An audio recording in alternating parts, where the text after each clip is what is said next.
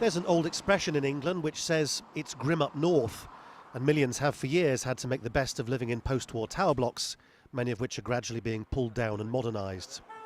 And it was here in Manchester that the United Nations came to visit to see what the effect was of the government's hugely controversial bedroom tax on people and their human rights. The UN's housing rapporteur toured these blocks, the lifts that often smell of urine.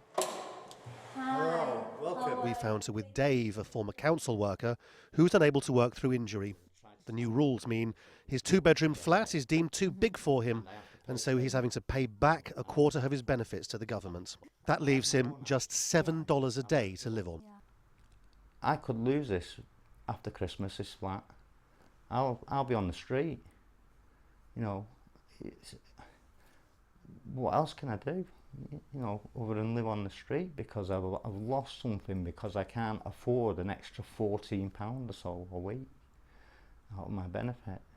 Some opinion polls have begun to suggest the government's cuts to the poor have gained popularity, but local councils have a big problem. There aren't enough one-bedroom flats to go around, and so people who can't work have had to accept a stark choice: either return some benefits or face homelessness.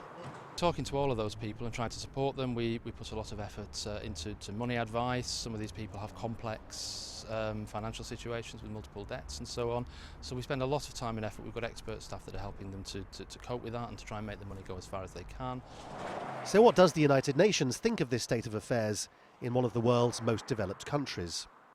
One of the most compelling and most controversial debates is the bedroom tax, and how much the bedroom tax had an enormous impact on the right to adequate housing of those who are affected, and also on other human rights like the right to food, the right to health, to education, and connected human rights.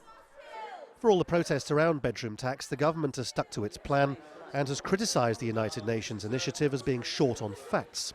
The British economy is returning to growth, but that's of no benefit to many of Britain's weakest. Laurence, Al Jazeera.